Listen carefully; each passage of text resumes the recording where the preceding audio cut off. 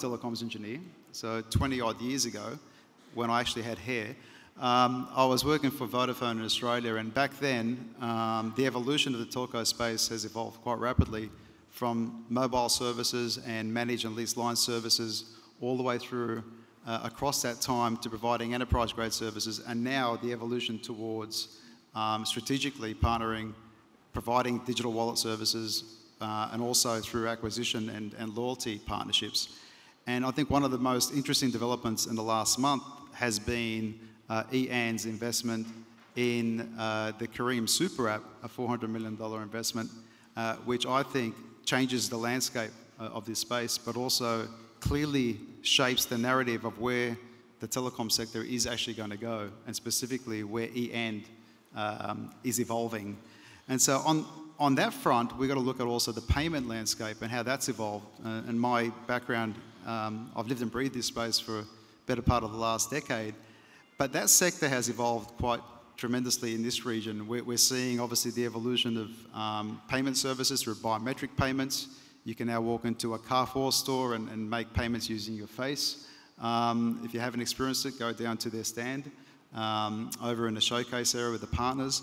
But also the likes of Apple are turning into, interestingly enough, bankers, if you want to put it that way, by holding bank deposits now for clients. So that evolution is fast evolving, and I would sort of argue, to be financially included, societies and economies need to be digitally empowered. So I think that now sets the scene for my first question to you, after I've let through all of that. I guess, Malika, on your side, can you share with us how telcos around the world are evolving and entering the world of finance, and just share some specific examples of your experiences through this? Of course. Given the telcos' growth strategy on adjacent businesses, we know almost all of the telcos, they have started their fintech businesses in different markets. Some of them become successful, but some of them not. By the way, as you might remember, whenever we had a mobile financial services discussion in the the telco world, always M-Pesa was the most known example. So majority of the telcos have replicated similar models, but unfortunately they fell into the trap of M-Pesa success because they replicated closed-loop wallets in their own countries, but it didn't work. So my categorization of telcos, in the fintech domain, falls under 3 groups. First group is, the telcos operating in developing markets.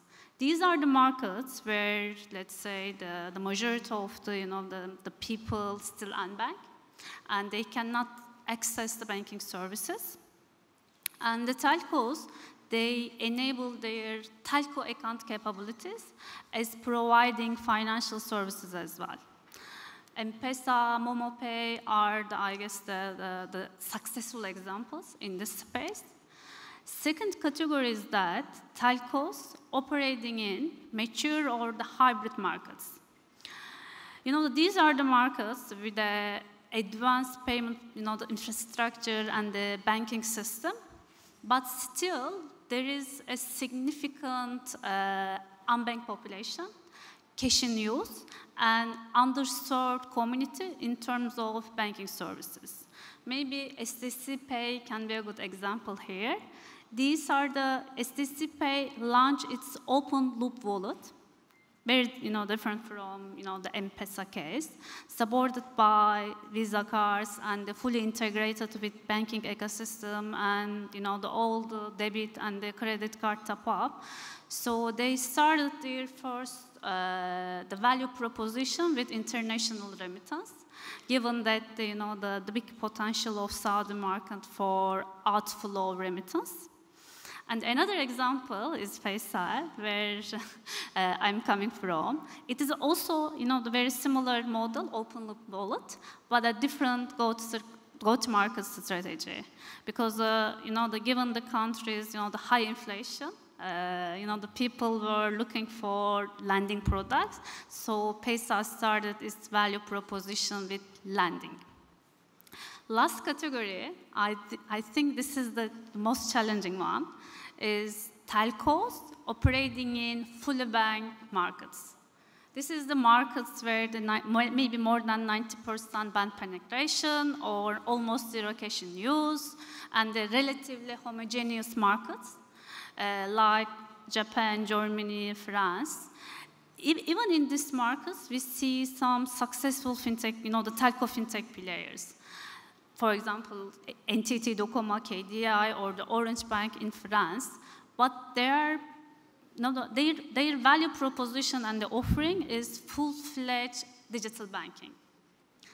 So long story short, there are several telco fintech players in different markets. They are very successful, but all of them have their own unique strategy as per their market needs. I think the key area there you're outlining is the localized engagement, but also the localized strategy.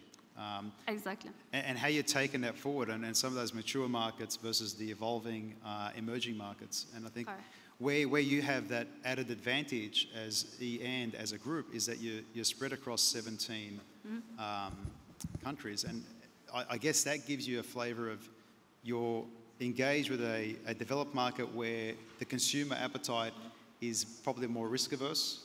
And in a more developing market, it's less risk averse, however, with the same appetite from a regulatory angle to try and be a part of the same economic system. So I think there's clear opportunity there. I think if I was an ecosystem player, that narrative of where we're going is going to be quite exciting. And yeah, we'll talk a little bit further in the next few questions, but I think the key word there is around localized engagement, but driving that strategy relative to the consumer in those markets. I guess which leads back to the core ingredients of success. So on that front, for a telco fintech play, what are those core ingredients that you're seeing that are vital to realising, if I see that acquisition investment that you guys have made into the super app, for example, but with Kareem, I think the angle here is what differentiates that telco fintech from the other mainstream fintechs that are out there in whatever category, digital wallet, cross-border, and others. So it'd be good to get your perspective on that. Sure. For the key ingredients, maybe I can say several ingredients. The first one is having the right strategy.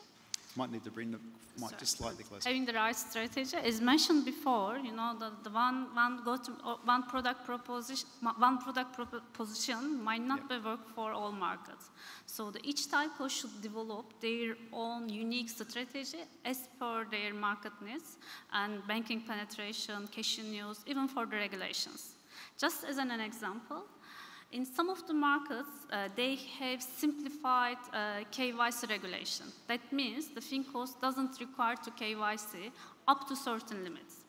But in some of the markets like us, you need to do full-fledged KYC even for one dirham transaction.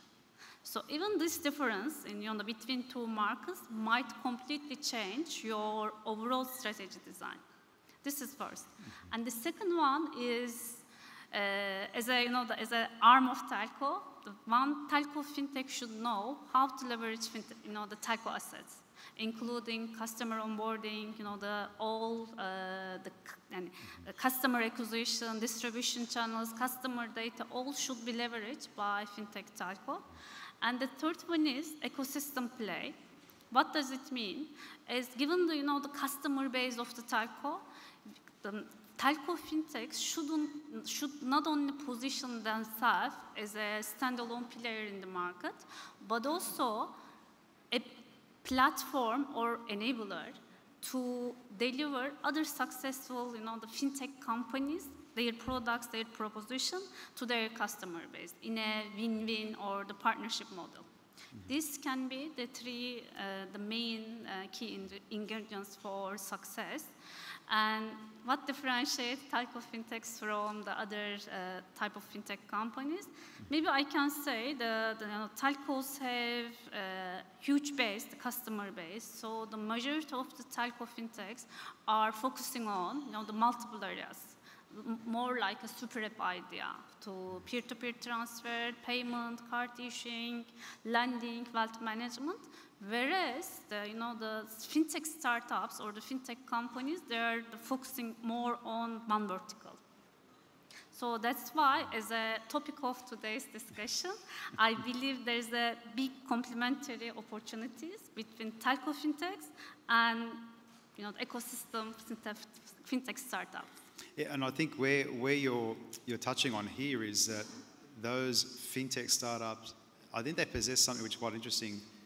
They have an energy about how they want to move in markets, but there's also this realization that they need to scale through strategic partnering. Correct. And I think this is where, as you mentioned earlier, it's that you're looking for those dynamic, transformational fintechs which can add value in those markets, but also, maybe one example is to bring in a personalized consumer experience, whether it's on-ramp, off-ramp in the digital asset space, for example. I'm sort of a shout out there for one of the entities I'm advising. But more specifically, I think, is that then changes the game of how fast you end up being in the market. And the perception is, how quick can that telco be for me as a consumer, but also for the B2B space? I think a lot of us are missing that angle around the B2B. So there's two angles to that equation, I think. But as you outlined, they're sort of the core ingredients. I guess from an aspiration point of view, I mean, you're in charge of EN Money, and there's, you're there for a reason to help evolve them into essentially a super app, right? But with many other financial super app. Yeah, there's different categories of super app. This is the hottest the term.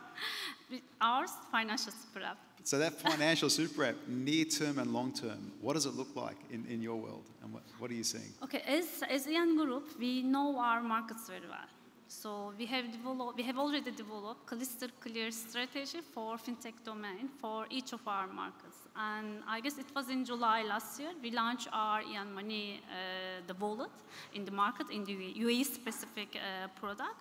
And we have already reached 1 million downloads and more than 500,000 registered users. So for EN Money, on the product side, our aspiration is to become the financial super app, the leading financial super app in the region, by providing our customers all they need in terms of the daily financial activities, like a one-stop shop. They can visit and they do everything they need with EN Money. And the second one, on the organization level, our aspiration is to become tech-driven company. So we are aiming for being a tech-centric company rather than the sales or the organization-heavy company. And also I'm proud of now to announce that the last year the 30% of our workforce was technical resources, and today it's 70%. I think now we are going there. And the third one is on the ecosystem level, and also given our unique position in terms of customer base and the brand reputation and everything, we would like to also play a key role for the growth of the ecosystem, cashless society, and the financial inclusion. Yeah, and that's a really important one internally on that transition into a tech-centric organization. I have a... This is by the way, not only on the EN Money level, it's on the EN Group level. Yeah, on the EN Group. To transform into a tech-centric the group. It's really important because I think the DNA of an organization is driven through how you infuse resources to help in that transition, right? And so if you're bringing in those resources from across that ecosystem that you're already partnering with and you're already collaborating with, whether to build services or build apps or develop those new up-and-coming features in your product pool, I think that's really important. I'm a big believer in pivoting and embracing change. So a lot of people can see change coming, but they don't necessarily embrace it, whether it's in their daily function or not. But by bringing in resources who have that tech experience and capacity, and I'm not sure in what areas, that's probably another discussion, that infuses leadership with a different, I guess, approach on how they can scale the organisation to meet that future demand for the future digital economy, really. So it's brilliant to hear. turning to the future, the future digital economy. What type of fintechs do you see, I guess, succeeding in this region, given the fact that you're focused on bringing to life, Ian Life, a strategy around this area? What kind of or type of fintechs do you see succeeding today in this region? And I guess what would differentiate them from others that are out there? And you've had that experience in your past life, but in your current life and what you're seeing around this ecosystem, what do you see as sort of the key winners that are going to come and win in the great space? Question.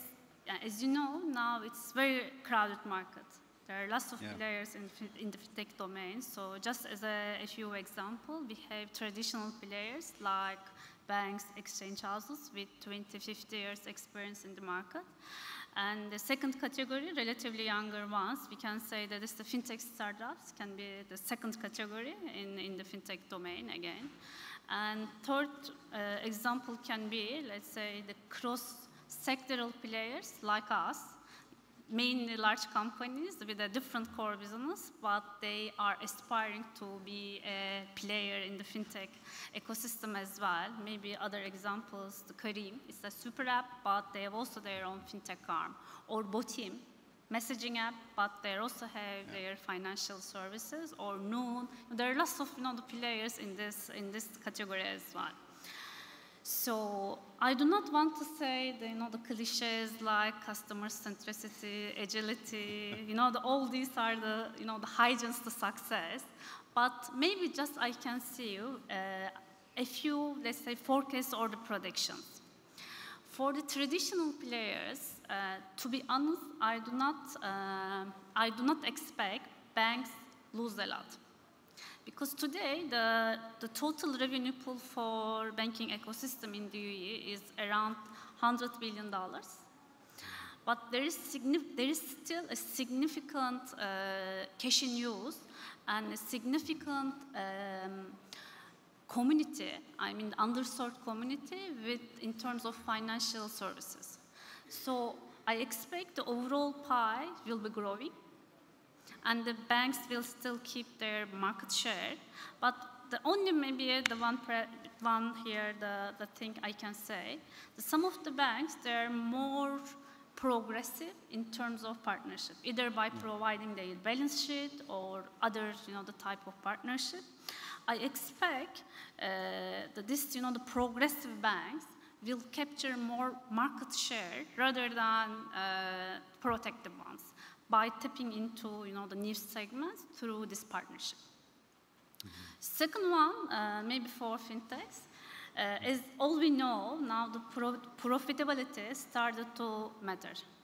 So maybe 5 to 10 years back, the valuation of the fintech companies were mainly relying on customer base, active base, and the investors have much more tolerance, at that time for the financial KPIs. But now everything has changed. Yeah. So I expect the fintechs with a strong business model and the revenue streams will survive, but others will die. Key word there is cash is king, right? Yep. Exactly. And the last one, maybe this is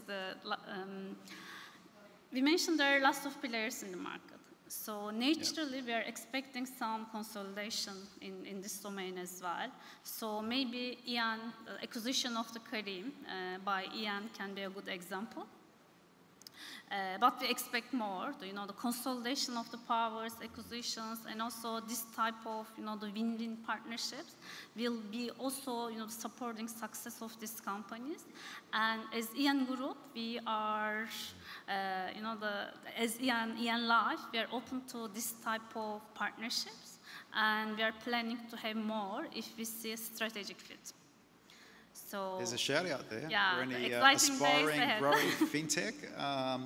I'm all on board of that, and I think I'm seeing, in my portfolio, I've got entities coming out of Asia Pac, scaling into this region, looking for strategic partnering, obviously M&A opportunities and everything else. But what you've touched on here is, at the end of the day, the business model has to come first.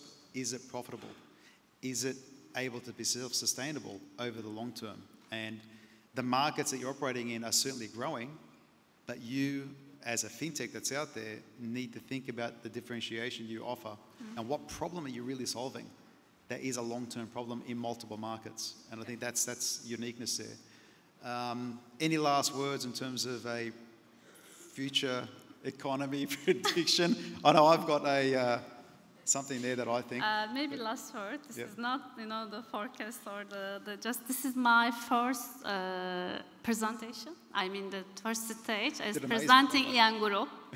So, of course, I attended many, the conferences as a speaker, but this is special to me because first time I'm representing Ian Group. So that's why I'm too excited to be here. And also, we have some here, the guests from Ian Money team, my Ian Money colleagues. I think my boss also here.